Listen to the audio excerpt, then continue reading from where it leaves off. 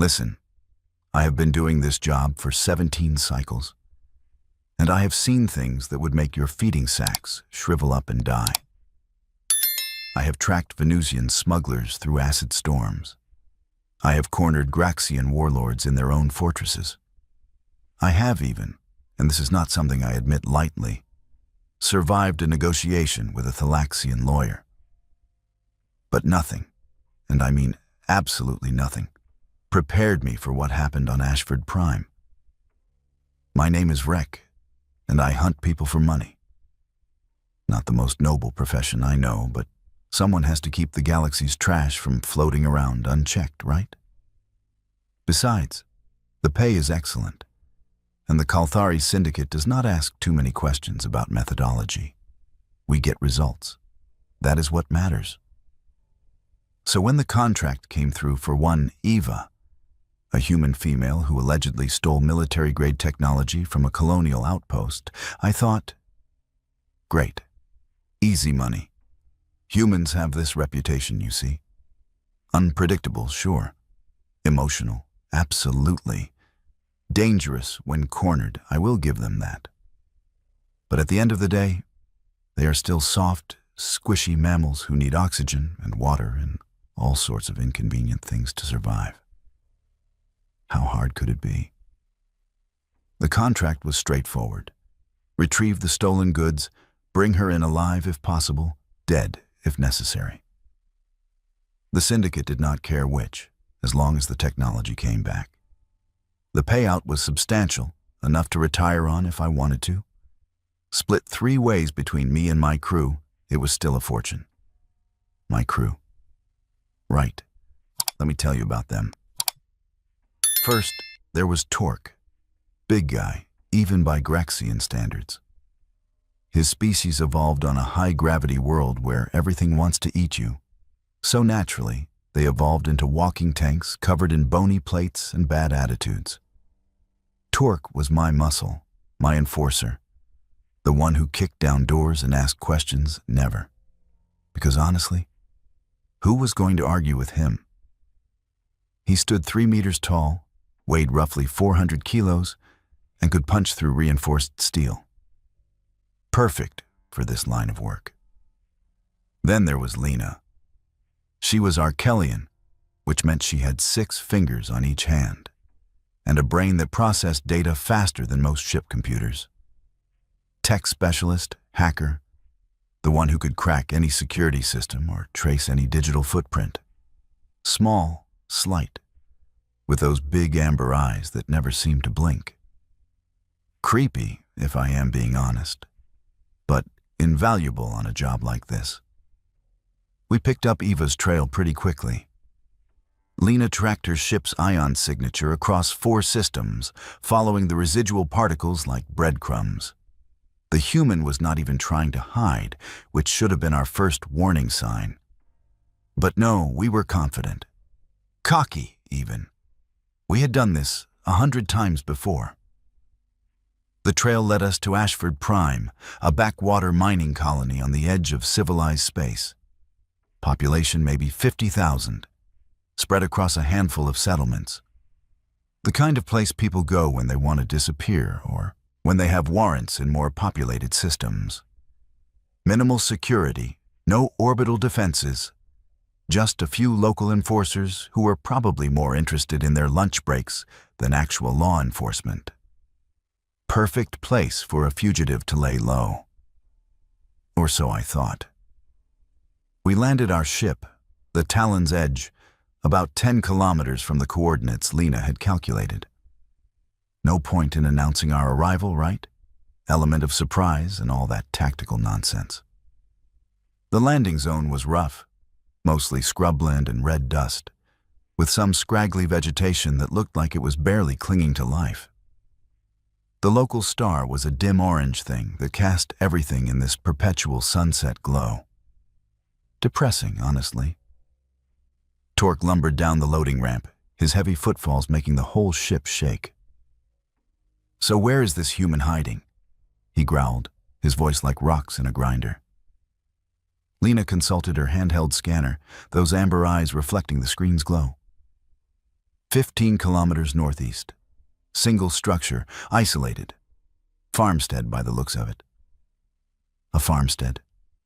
The human was hiding out on a farm. I could not help but laugh. A farm? She stole military technology and ran to a farm? Humans are weird. Torque grunted, which was possibly the most insightful thing he had ever said. We took the rover, a battered six-wheeled transport that had seen better decades. The terrain was rough, all hills and gullies, with the occasional massive boulder thrown in for variety. As we got closer, I started actually seeing the farmstead through my scope. It was, disappointingly, exactly what you would expect.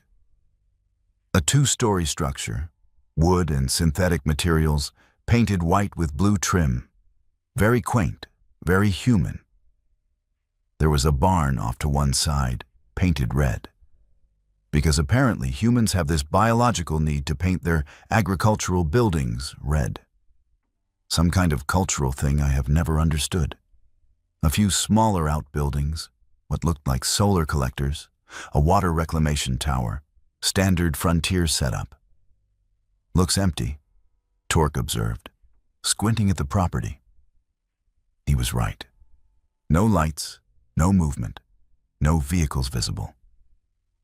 The place had that abandoned feeling, like when you walk into a room right after someone has left it. The air practically hummed with absence. Maybe she saw us coming and ran, Lena suggested, though she did not sound convinced. I scanned the area with my thermal optics. Nothing. Not even the heat signature of a running refrigeration unit. Or maybe she's just inside, waiting. For what? Torque asked. For us, you idiot, I snapped, though I was starting to feel uneasy myself. What kind of question is that?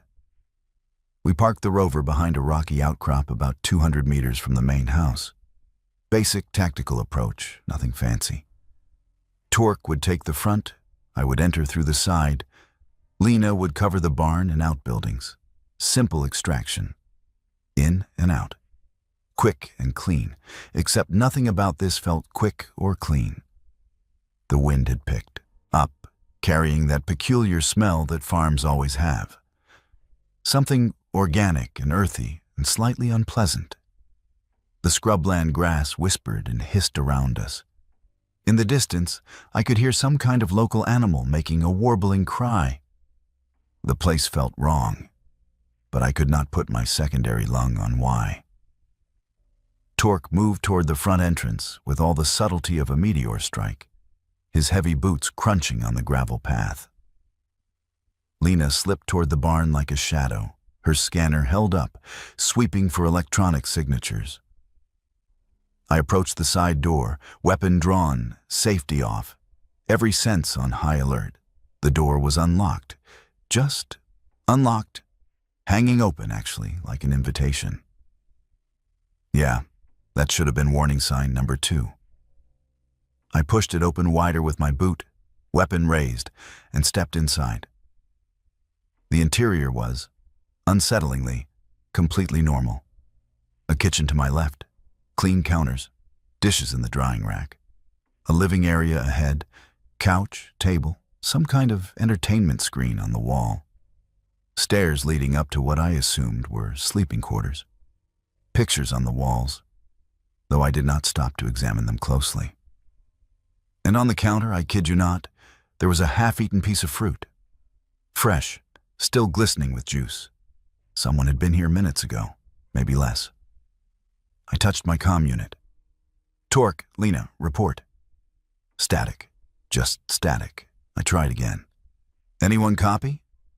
More static, with what might have been a word buried in the interference, but I could not make it out. Great. Just great. Communications down. Probably just local interference, some mineral deposit in the rocks playing havoc with our signals. Happens all the time on frontier worlds. Nothing to worry about. Absolutely nothing to worry about at all. I moved through the kitchen, checking corners, clearing rooms the way I had been trained. Everything was neat, organized, lived in, There was a calendar on the wall with some kind of local agriculture schedule marked on it. Planting dates, harvest times, maintenance reminders. The mundane details of a boring, peaceful life, which made exactly 0 sense for a fugitive with stolen military technology. I was halfway across the living area when the lights went out. All of them. Every single light source, all at once. Even the ambient glow from the entertainment screen, gone. The only illumination came from the windows, and that dim orange sunlight did not reach far into the house's interior. I switched to thermal vision, my implants adjusting automatically. And that is when I noticed something that made my blood turn cold. The house was freezing, not naturally cold, but actively cooled. The walls, the floors, the ceiling, everything was the same low temperature, which meant my thermal vision was useless. I could not see heat signatures because there were no heat signatures. Everything was equalized. And then I heard it, a sound from upstairs. Not a footstep exactly. More like something being dragged across the floor. Slow, deliberate, heavy. "Hello?" I called out, hating how uncertain my voice sounded.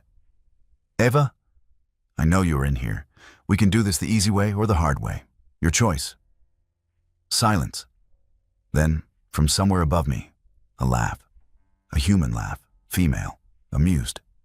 "Oh, Vrek," a voice said, seeming to come from everywhere and nowhere at once. "I was wondering when you would show up. Do me a favor, would you? Look out the front window." My finger tightened on the trigger. "Who are you? How do you know my name?" "The window, Vrek. Front of the house." "Go on. I will wait." Every instinct screamed at me not to, but I needed to see what she was talking about. I moved to the front window, keeping my weapon up, my back to the wall. I looked outside. Torque was lying in the mud in front of the house, face down, not moving. His massive body was completely still. Too still. And standing in the doorway of the barn, barely visible in the dim light, was a figure. Human-shaped, female. Watching me. The voice came again, pleasant, conversational. "Your friend is still alive. For now. But your tech specialist? Well, she is in the kitchen behind you. You might want to check on her." I spun around, weapon raised, heart pounding. I had just been in the kitchen. It was empty. I was sure it was empty. I moved back through the doorway, into the kitchen space, scanning with my weapon light since thermal was useless. Lena was there, crumpled in the corner by the refrigeration unit, those big amber eyes staring at nothing. Her neck was bent at an angle that necks should not bend. Clean. Professional. Quick. I had walked right past her body when I entered. She had been killed silently, positioned deliberately, while I was clearing other rooms, which meant the human had been in the house with me the entire time. I spun back toward the living area, weapons sweeping, breathing hard. "Show yourself." The voice again, still calm, still amused. "But I am showing myself, Vrek. I have been showing myself since you landed. You just were not paying attention." The lights came back on, bright and sudden, making me flinch. And standing at the bottom of the stairs, like she had been there all along, was Eva. She looked, disappointingly, completely ordinary. Average height, maybe 1.7 meters. Brown hair pulled back, dark eyes. Wearing practical work clothes, dirt on her boots. She could have been anyone. Any human farmer on any frontier world. Except for the way she was looking at me. Like I was a particularly interesting insect she had found in her garden. "Hello, Vrek," she said, smiling slightly. "Welcome to my home. I am afraid you were not invited, but I am willing to overlook that breach of etiquette. For now." I aimed my weapon at her center mass. "Do not move. You are under arrest for theft of military property and murder." She tilted her head, genuinely curious. "Am I? Under arrest, I mean. Because it seems to me like you are in my house, pointing a weapon at me after killing one of my chickens with your rover. Do you know how hard it is to raise chickens on this dust ball? Very hard, Rek. Very hard. I did not come here to discuss poultry." "No," she agreed, her smile fading. "You came here to kill me, or drag me back to whoever hired you. Probably that corrupt admiral trying to cover up his war crimes. Am I close?" I said nothing. She sighed. "Right. Well, here's how this is going to work. You are going to lower that weapon. Then you are going to sit down on that couch. And then we are going to have a conversation about exactly how badly you messed up today. Sound good?" "I will shoot you," I warned, though my hand was shaking now. Eva looked at me with something like pity.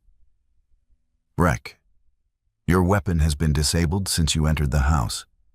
Electromagnetic pulse, localized, triggered when you crossed the threshold. Your gun is a very expensive paperweight right now. Go ahead, try to fire it." I pulled the trigger. Nothing, not even a click. She nodded. "See? Now, sit down. We have a lot to talk about, you and I. Starting with why you thought it was a good idea to hunt a human in her own home." I sat down. What else could I do? I sat on that couch, my useless weapon still gripped in trembling hands, and watched Eva move around her living room like she was preparing tea for a guest. Which, I suppose, in some twisted way, I was. "Comfortable?" she asked, settling into a chair across from me. Not too close, I noticed. Keeping distance. Professional. "You killed Lena," I said, my voice hoarse. "I did," Eva confirmed. No hesitation, no remorse. Quick, painless. She never saw it coming. That is more mercy than she would have given me, I think. "And Torque?" "Alive, tranquilized. Enough sedative to drop a cargo hauler.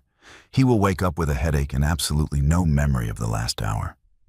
Consider it a gift." She leaned back, studying me. "You want to know how I knew you were coming?" I nodded, unable to form words. "Your ship's signature pinged every commercial sensor within 3 systems. Lena was good, I will give her that. But she was tracking my ion trail using syndicate databases, which I have access to. Had access to. Past tense now, obviously." Eva smiled, thin and sharp. "I have been watching you since you left Helix Station 4 days ago."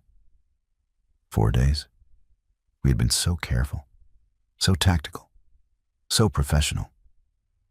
"The contract was a setup," I managed to say. "Give the hunter a prize," Eva said, her tone mocking. "Yes, Rek, the contract was a setup. There is no stolen technology." "Well, there is, but it is mine. Biometric data, neural patterns, retinal scans, everything that proved I existed. I erased it, all of it. And someone, a certain admiral with a lot to hide, decided he wanted me erased too. Why? Because I know things, did things. Bad things, Rek. Very bad things. Black operations, wet work, the kind of assignments that do not exist in any official record. And when I decided I was done, when I wanted out, they decided I was a liability." She stood, walking to the window. "So I came here, built a life, grew vegetables, raised those stupid chickens you killed, tried to be normal." "You could have just told us," I protested. We could have walked away." Eva turned, and her expression made me shrink back into the couch. "Could you? Really? The Kalthari Syndicate just walks away from a contract because the target asks nicely? Try again." She was right. We would have completed the mission, one way or another. "So what now?" I asked. "You kill me too? Bury me next to Lena?" "Now," Eva said, walking back to stand in front of me. You listen. Really listen. Because I am about to give you the most valuable lesson of your entire life. I waited. Humans, she began, are not like other species. We did not evolve in a nice environment. Our planet tried to kill us constantly, every single day. Predators, diseases, weather, other humans. Everything wanted us dead. So we learned. We adapted. We became paranoid, suspicious, clever. We built weapons, traps, defenses. We turned our entire existence into preparation for the next threat. She gestured around the house. This place? It is not a farm. It is a fortress. Every wall has sensors. Every entrance has countermeasures. The barn has automated defenses that could stop an armored battalion. I knew you were coming before you knew you were coming. That is what humans do, Rek. We prepare. That is insane, I whispered. That is survival, Eva corrected.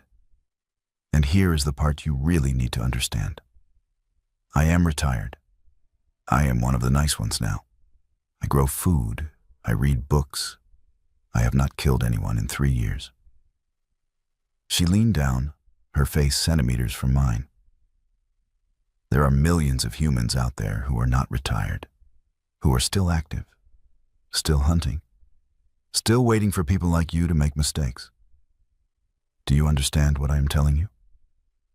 I understood. Oh, I understood perfectly. You are going to let me go, I said, not quite believing it.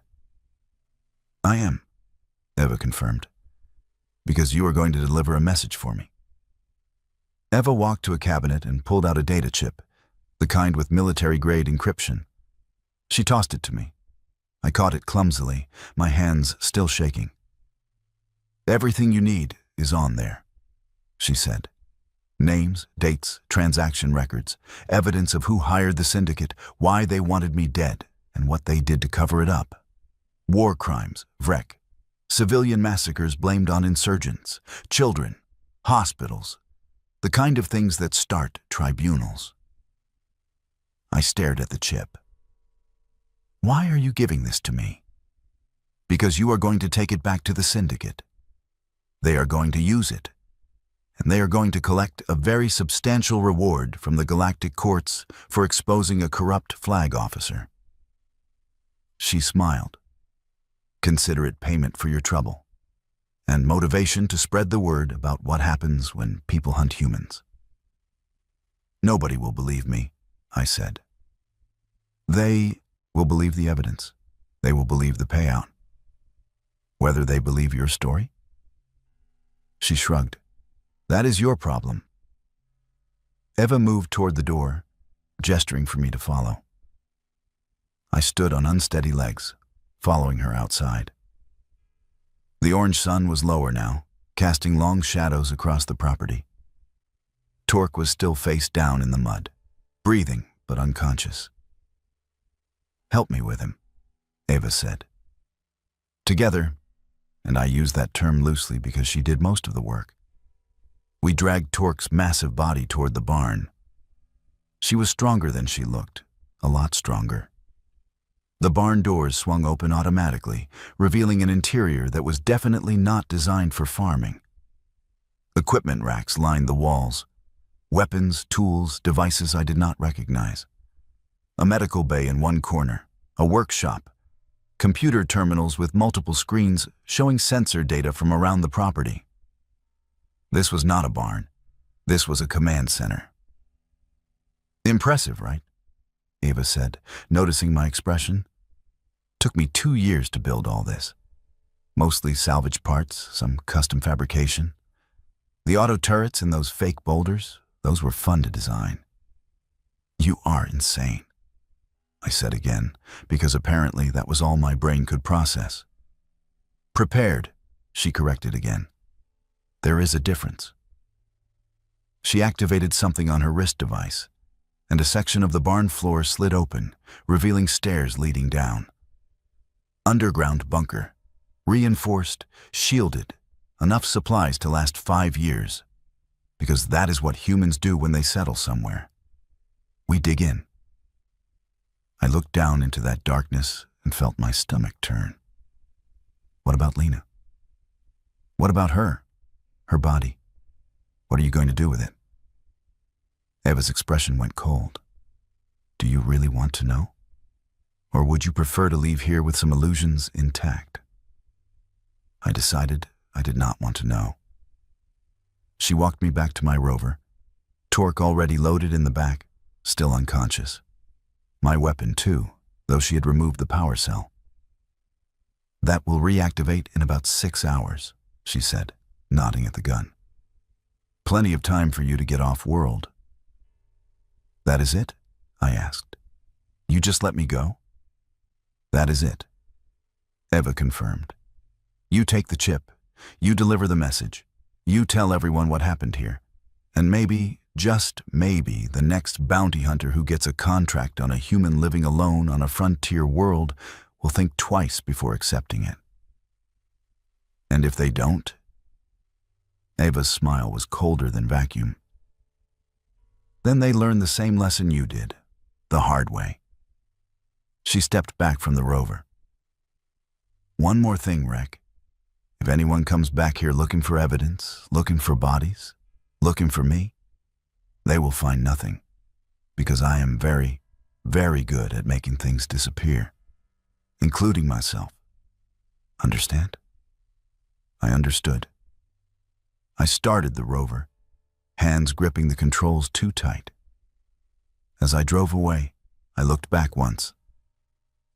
Eva was standing in front of her house, already pulling a tarp toward the spot where Torque had fallen, erasing evidence, cleaning up.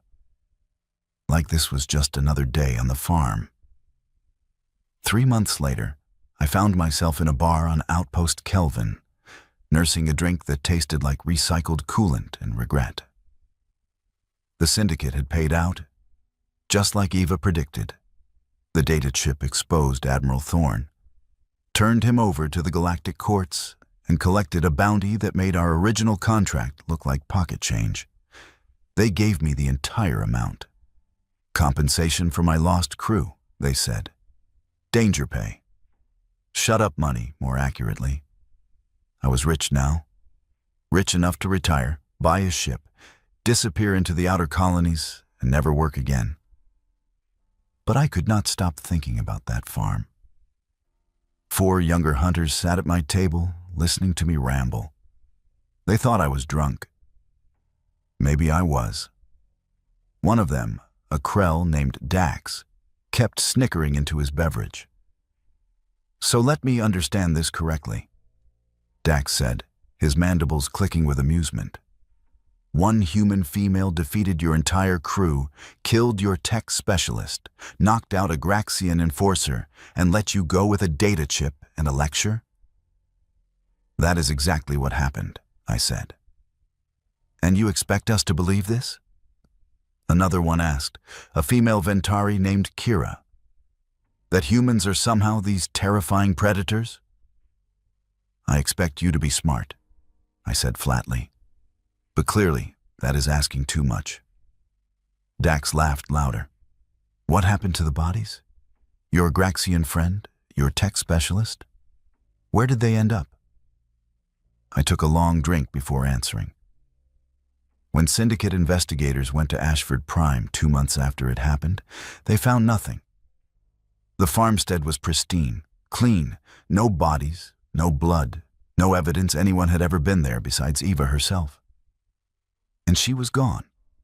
Vanished. No forwarding address, no ship registration, no trace. Convenient story, Kira said. The barn was empty. Just farming equipment. The underground bunker I saw, they found nothing. Either it never existed, or she filled it in and hid it so perfectly that military-grade scanners could not detect it. I met each of their eyes in turn. She erased everything in less than 3 months, including herself. Maybe you made it all up, Dax suggested.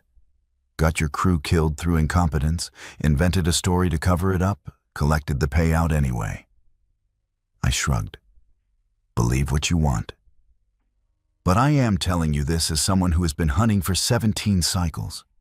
If you ever, and I mean ever, get a contract on a human, especially one living alone on a frontier world, walk away. Just walk away. Why?